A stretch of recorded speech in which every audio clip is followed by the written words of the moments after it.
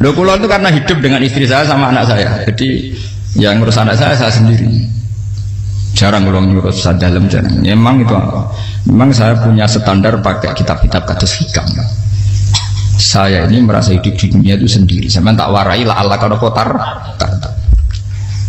Imam yang ngarang hikam itu punya resep supaya kamu seneng terus. Liyakil lama tafrahu bihi, mesti yakil lama tahzanu bihi. Usahakan sedikit sekali apa yang bikin kamu seneng, maka akan sedikit sekali yang bikin kamu susah. Jadi misalnya kulo nih, jadi kiai misalnya cari wong, ya kulo kiai wong alim, jelas nak ngalim, nak kiai rapati ya, nak ngalimnya jelas. Nak kiai rapati, nah kan kiai tapi ra ngalim. Nah kulo nak darah wong alim malah muni ya jelas. Nak kiai rapati ya, kulo rapati nurut, tapi aturan masyarakat rapati nopo. Nah sampean kiai tapi orang nopo ngalim. Ya beda. Enggak, ini memang bedanya jauh. Ya mungkin lebih kiai sampean nih. Cara derdek-derdek dongo meyakinkan sampean. Tapi cara artine dongo piye paham kula. Lha boten iki nyata, sampe rasa tersinggung napa barang-barang napa? Nyata. Nah, kula sering ditakoki kiai-kiai masalah. Resepnya apa jenis? Konjinan rata susah, dal kita rata wiridan atau muhaizisip. Resepnya ilmu itu gini kata hikam. Ulama yang kayak hikam tuh pernah ngarang kitab tuh saking syukurnya entah saking angkuhnya terserah ngomentari. Kamu harus yakin bahwa di sisa hidup Anda itu tidak akan maksiat lagi. Sehingga kalau kamu ditakdir maksiat, anggap saja akhru maksiatin kudirat alika. Anggap itu yang terakhir. Siapa yang menganggap mohal bahwa dia tidak akan dosa sampai mati, berarti menganggap Tuhan itu lemah. Karena cara berpikir kita kan bayangkan hidup itu 40 tahun lagi. Misalnya saya sekarang buat 40, bayang urip kadang 4 tahun meneh. Sampean misalnya umur selawe, bayang selawe tahun meneh. Sehingga nganggap dalam durasi ini selawe tahun kok orang maksiat kan mohal. Apalagi sampai sudah tahu maksiat itu bakatem, paham? Ya maksiat ya kelas-kelasan, nak bikin pacaran. Nak wong iso omah yo nakal, nak sing setengah soleh ya berbau proposal ya sesuai kontaknya DPD. Itu kan urusan masing-masing. Ya itu kan urusan masing. Mau waktu sabu ala wong ngene ora ono sing roh waktu sabu. Ala. Rombongan wali songo, mbok kangen wali songo, mbok golek selisih wawahu napa? Alam. Sing roh pangeran tiap. Mbok kangen wali, mbok golek selisih margin. Niku pokoke wawahu napa? Ya, itu kan urusan jenengan mbek pangeran, mboten urusan kula. Tapi tetap saya sebagai ulama mengingatkan, niat itu ditoto. Begini, ulama dulu tuh ngitung hidup itu hanya 2 menit 2 detik, sehingga dia ya gampang saja. Kayak imam, kayak kanjeng Nabi itu, ya Rasulullah kenapa tidak menyediakan makan untuk besok? Loh, saya itu tidak yakin, nggak ada hidup saya sampai besok. Ya sudah begitu cara, ya sudah tenang saja. Kalau sampean kan bayangkan hidup 4 tahun lagi, 5 tahun lagi, sehingga arah mangan ya wedi tenan. Padahal bolak-balik zaman cilik arah mangan tetep ae wedi. Jadi cara berpikir Nabi itu begitu. Begitu juga cara pikir sahabat, cara pikir ulama-ulama yang waras itu begitu. Loh, saya itu pernah melarat di Jogja zaman pertama merantau itu. Kalau nanti saya bilang, Gus kok tidak punya beras gitu, tapi apa yakin nak sesuk urip baru. Kowe butuh mangan sesuk, anak sesuk ijek napa? Cara berpikir ulama itu begitu. Sehingga melihat maksiat juga gitu. Alhamdulillah aku ijek urip 1 detik, 2 detik, 2 menit. Sehingga hidup. Dan itu sudah cukup untuk lafadzkan la ilaha illallah. Makanya kata yang ngarang hikam, betapa murahnya Allah. Surga itu hanya bisa dibeli dengan 2 menit. Karena surga itu senilai la ilaha illallah. Miftahul jannah la ilaha illallah. Itu cukup 1 menit. Berarti surga itu regane mau 1 menit. Dan karena dia nganggap hidup itu 1 menit ke depan la ilaha illallah, ya sudah. Dia ngitungnya hidup itu per menit. Kalau sampean kan enggak, per 10 tahun, per 20 tahun. Sehingga kriminal betul, cara pandang sampean itu kriminal betul.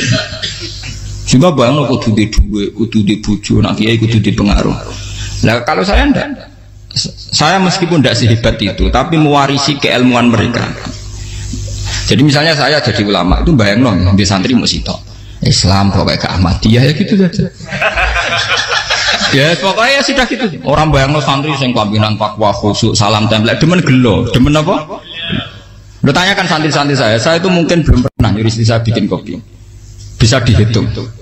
Karena saya itu sederhana saja. Misalnya saya pergi dari Jogja, ini yang nyata salah. Bayangno bojoku wis maca, gawekno kopi, bukakno lawang malah kecewa. Seperti umumnya orang kan gitu. Semerantau ada bayangno bojoku nyuambut, digawekno kopi, digodhogno banyu hangat, teman bareng teko bojone wangep kukur-kukur. Karena tarifnya dia ideal, maka mudah kecewa kalau itu tidak terjadi. Nak kula mboten, sembayang napa Jogja ibu juku cek utuh Islam. Nak salat 5 bulan ya sudah gitu. Pakai standar-standar yang minimalis. Saya dari rumah bangun sampai ngaji ya, pokoknya melek terus ya sudah nak salat demadem napa. Mulane sudah gitu. Andai kan saya pakai standar maksimal, maka akan mudah kecewa.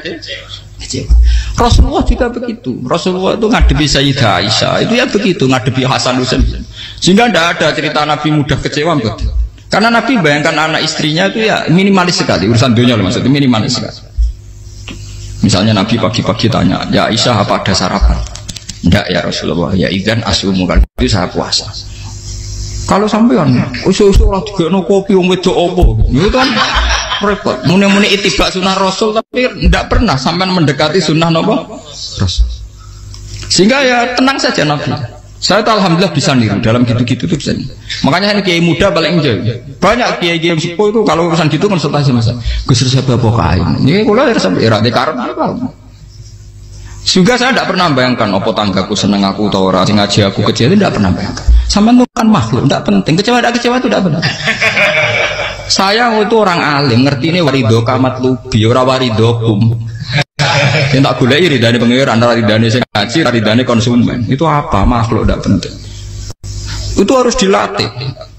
Harus apa? Sehingga orang itu kalau biasa sholat, maksudnya biasa takluk be Allah, mesti la Allah katardo, mesti gampang puas. Karena dia iktifak ngalap cukup be Allah Subhanahu wa ta'ala. Saya sebagai manusia juga sering ditangisi istri. Misalnya saya sering ke Jogja sendirian. Nah ninggalan nopo, ninggalan ibu milih pengiran. Misalnya mati ninggalan ya paling aku mau ngapain nih suaraku. Paling mau nangis gue kegiatan. Bukan apa. Ingin saya bahwa konstitusi ulama itu masih iktimat Allah.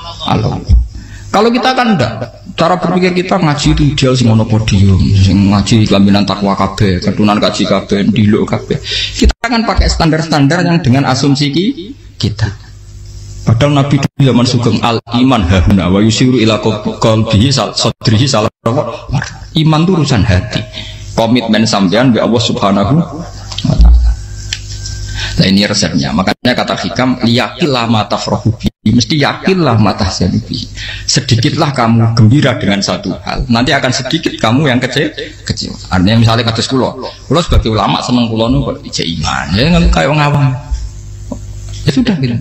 Jadi misalnya suatu saat kulo jatuh, yang ngaji saya gak semeneng jadi kubeting. Wong sing seneng kulo bubar kabeh. Kulo ora susah, miskola darah bener. Gus saiki jenengan ora sing seneng. Ya tenang saja. Sing ora seneng ya makhluk ora jelas. Dan status mereka tetap la yadurru wa la yang. Ini harus jelas. Sehingga Nabi itu ya meskipun beliau itu perang, sahabatnya meninggal ya tenang saja. Nabi cara berpikir yang meninggal mereka mati syahid, yang masih hidup dianggap berpotensi melakukan kebaikan. Sama tak warai resep-resep dari Rasulullah Shallallahu Alaihi Wasallam.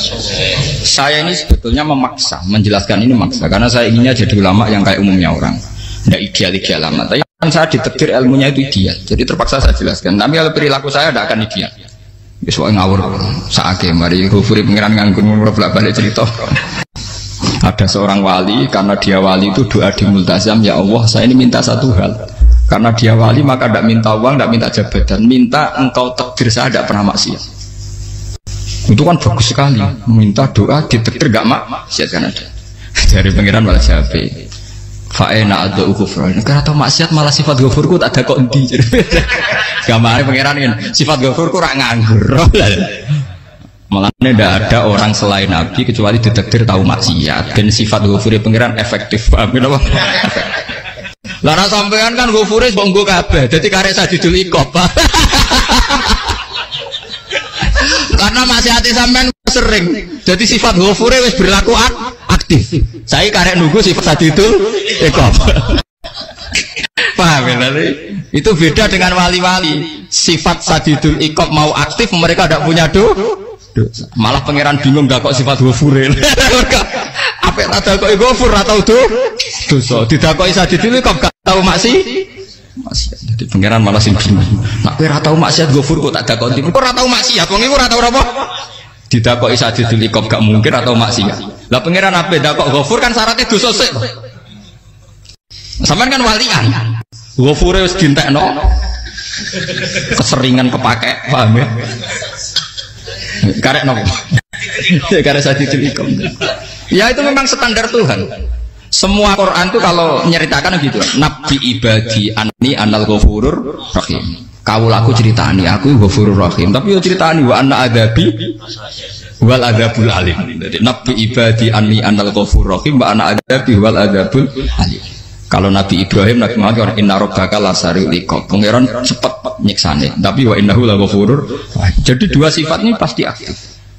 Dan tentu ulama itu senang sifat ghafur itu ya meskipun aktif, tapi mereka tidak pernah ngambil fasilitas sifat nopo. Kalau baleni malih. Sehingga kayak Sayyidina Umar radhiyallahu anhu ketika beliau pertama jadi khalifah. Ini cerita di kitab Hayati Sahabat. Pertama dia jadi khalifah, orang mengira dia akan ngomong hal-hal yang besar, visi besar tentang negara, visi besar tentang izzatil Islam wal muslim.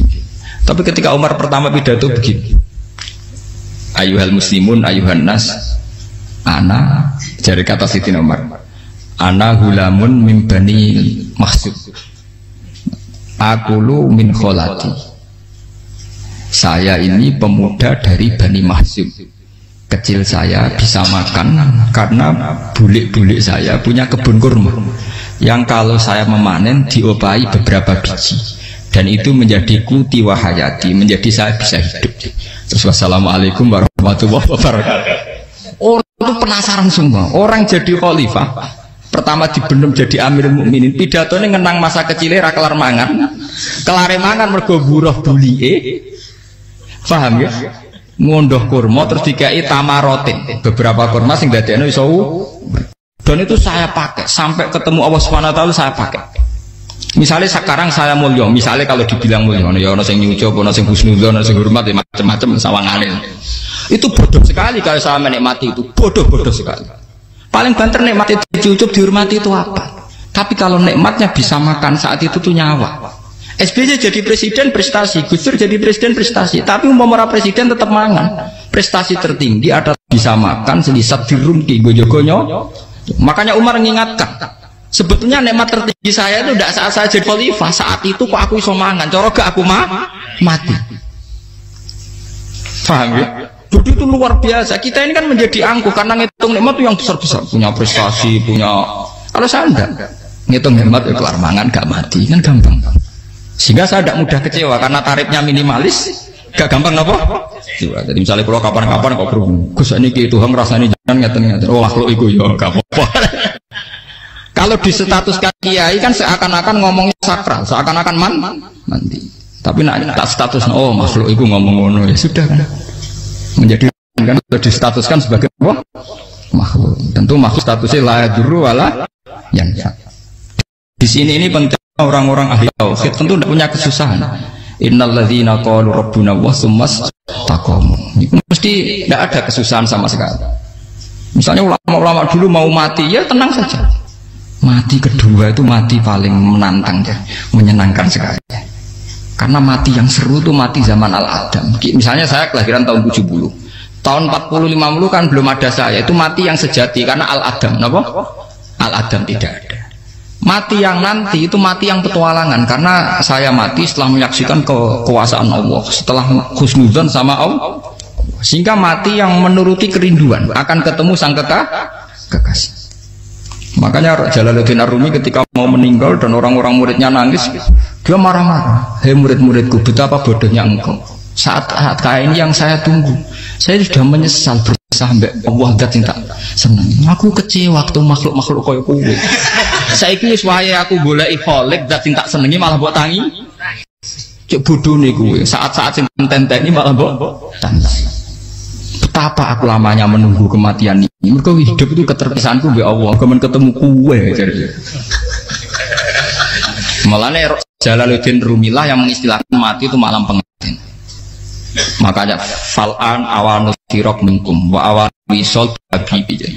Ini saat yang indah karena ketemu dengan berpisah dari makhluk-makhluk yang tidak penting menuju sama Habibi kekasihku. Jadi dia mengistilahkan mati itu malam pengantin. Semenjak istilah itu populer sehingga di Jawa anak orang ngipi jadi nganten takwilane mati. Itu filosofi sufi ya, filosofi apa? Lah niku tenan. Begitu juga sahabat-sahabat dulu. Bilal mau meninggal, anaknya udah nangis. Bilal lagu ya. Ditanya sama anaknya, kenapa anak-anak kamu nangis? Dan jenengan badhe kabundut. Aku malah seneng nang mati. Hudan nalqal akhibah Muhammadan wa hisbah. Aku nak urip ketemune mbek kowe terus. Malah nak mati ketemu Nabi Muhammad. Hudan nalqal akhibah Muhammadan wa hisbah. Nah, dengan cara pandang begitu maka hidup itu enjoy saja. Nah, saya sebenarnya keberatan pakai kelas ini, keberatan karena saya harus ngulang sampean-sampean itu. Ya makanya potensi kayak saya tentu mengurangi jadwal ketemu. Makanya saya mohon kalau tidak penting itu jangan sungkan. Anggap saja itu bagian dari hormat saya. Ya minimal sampai misalnya di duit saya ketahui gue jajan pentolan amla apa mau kesuwan bareng malah repot. Gue ganggu uang anak keleleran pak. Nah misalnya sampai kepentak kok hukum, uang nak rapi pinter, hukumnya takokan ya ringan, takok kita tanggam paling bisa. Karena pertanyaan yang ringan tentu ya ringan-ringan saja kan. Gak perlu kiai kali ber. Sampeyan ora usah GR. Kula pertanyaannya angel Gus, gak ono sing iso jawab. Wong nak ra alim tahke, iku pertanyaane ya ora patimu. Tuh. Iku wis kangelan ngoten. Ini mboten ngenyek tapi padha enak. Padha napa? Makanya kalau latih. Jadi hikam sendiri itu ada manhaj, ada metode. Kalau orang supaya tardo, liyakil lama tafrohubi, yakil lama tahsen. Anak saya itu kalau habis main pulang, itu saya senengnya pol. Istri saya pernah jangan. Gus, anak mulai senengnya di biro-biro, anakku gemulai nih ngomah. Misalnya terus biasa. Saya terus anakku lo main mulai itu seneng. Biro-biro anakku mulai nih ngomah.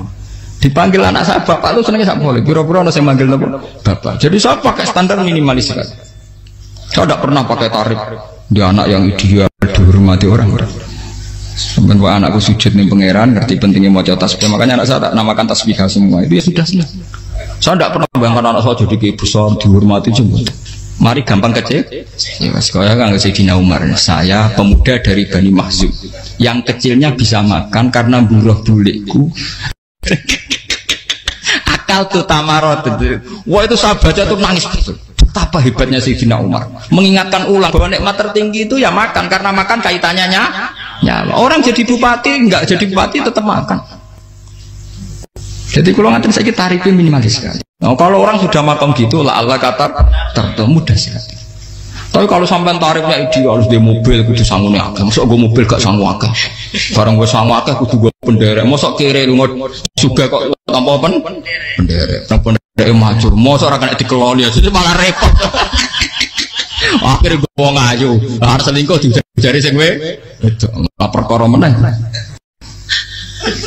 Mau ruwet nuruti tahapan-tahapan duniawi Makanya resep kalau ingin itu kan sholat, maksudnya sholat dihayati secara tauhid ya, dihayati secara tauhid. Misalnya inna sholati wa nusuki wa mahyaya wa mamati lillahi rabbil alamin. Itu akan pasti Allah katar, pasti mudah melihat alam ini ridho. Ini satu sekelumit ya, di resep orang ulama yang saya meniru beberapa di kitab Hayati Sahabat, di kitab Hikam, dan meniru terutama semuanya sanad dari Rasulullah Shallallahu Alaihi Wasallam. Makanya suatu saat Nabi itu kagum. Abdullah bin Mas'ud itu jalan dan dikawal oleh beberapa malaikat. Terus Nabi itu heran. Ya Abdullah, kenapa itu selalu mengawal kamu?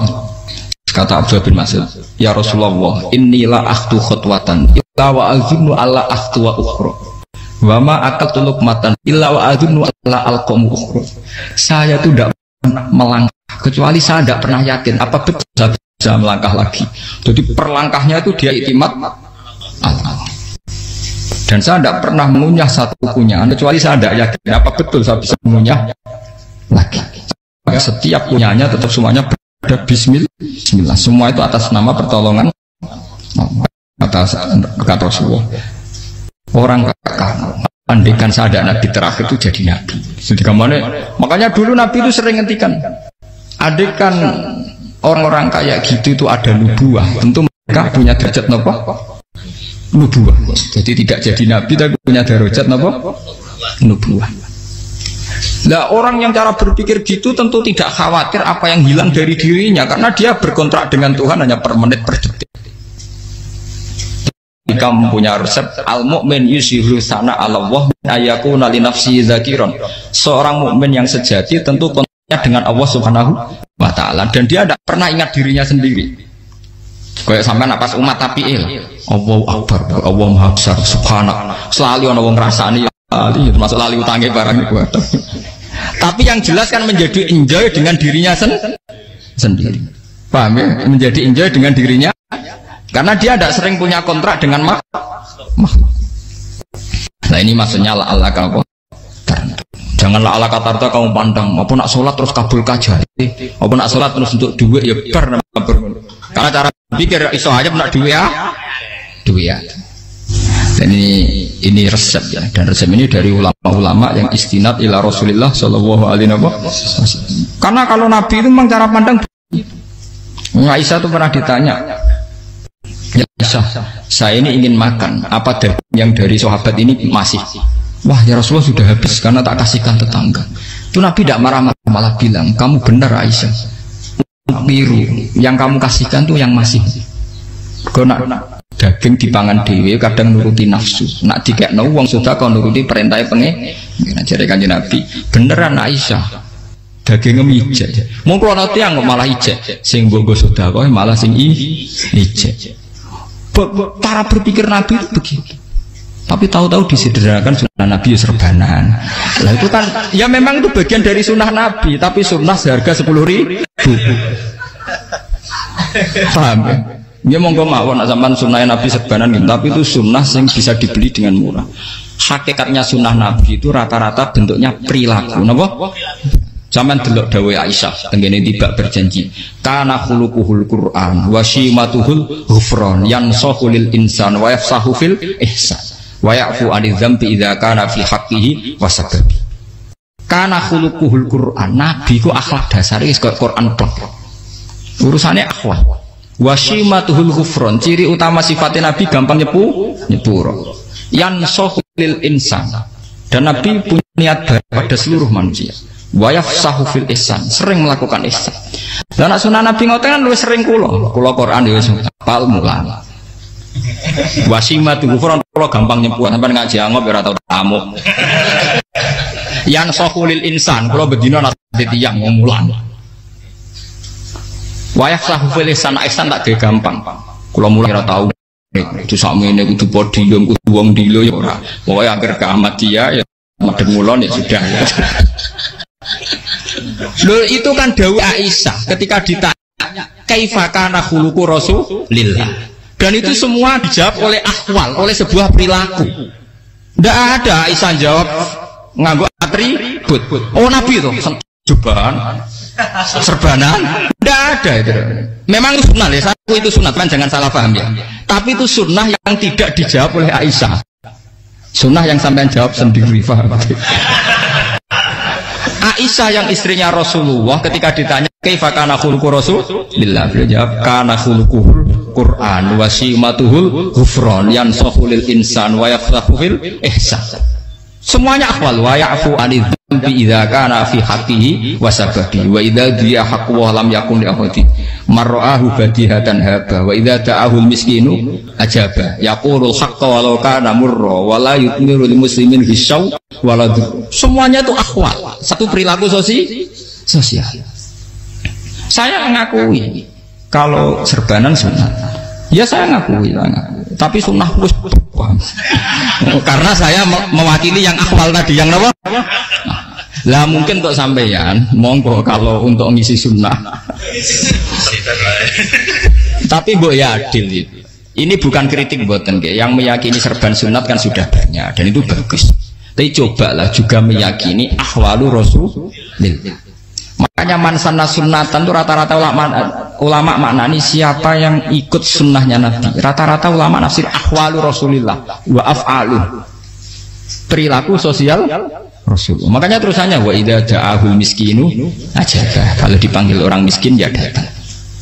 Ya maksudnya ada harus orang miskin manggil pas resepsi kawin boten. Misalnya ono wong melarat kuwi di sepeda motor, wong melarate yo ngeteroni puskesmas ya mbok terno. Wong melarat loro yo nukono misale apa minyak kayu putih mbok tekani. Ora kok ngerti-ngerti mbok ngurusan walimatul urus sing wajib piye. Payah. Lho lalu wajal miskin aja pe ora ono hadise urusan walimatul urus mboten. Kalau orang miskin manggil ya, dalam riwayat hadis ya Nabi sering dipanggil orang miskin. Ya Rasulullah, mbok datang ke rumahku, ada apa? Terus ya Nabi, saya tuh ingin rumahku sing elek jenengan nanti sholat teng mriku. Ya Nabi datang ya sholat saja ya harus jangan. Fi ayyi makanin aradta an tusalliya fi. Kamu di tempat mana kamu seneng sholat? Teng mriki ya Rasulullah. Ya Nabi sholat. Sing ngundang ya waras pisan. Kenangan mbek Nabi kok mae dienggo sholat Nabi. Ambean tahu tanggung kiai kon sholat. Kon promosekno anakmu iku paham. Dia itu nggak nunggu kersane ketampi PNS. Padahal kiai ini dia anak era PNS. Kalau dulu kan sahabat ngundang Nabi itu ya gitu. Ya Rasulullah, saya itu ingin sekali engkau sholat di rumahku. Fa'takhidahu musollan. Kemudian tempat yang pernah engkau sholati mau tak pakai musola pribadi. Makanya masjid kiblat itu rumahnya sahabat. Karena dulu Nabi pernah sholat di satu tempat. Adalah ono perintah tahlilul kiblat itu di rumahnya sahabat. Itu sahabat dulu itu kalau ngaturin Nabi itu kenanya ingin Nabi pernah sholat di situ. Nah, ilmu ngeten ini muntah. Ya untungnya enten kula, jadi ono sing eling-eling ya, Bang. Nah, teman kudu syukur ya. Artinya syukur ya. Orang kayak saya itu tidak usah sampean dikte-dikte ngikuti hukum adat. Kalau ngoten sampean gelo mergo kula ora iso teko, kula ya gelo perkarane ulama kok mbok atur. Makanya saya sering guyon cerita, saya itu kalau di pasar Pandangan dulu tuh anyaran boyong sering di pasar, ditanya sama Gus wong alim kok di pasar, piye? Aneh tuh, ya aneh tuh, aneh piye? Bodohnya al wong alim.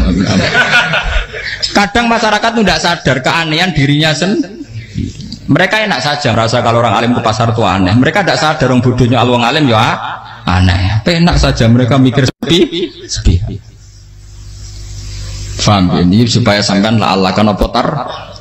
Makanya untuk Rasulullah Nabi itu sering ngendikan nek ana tamu hormati.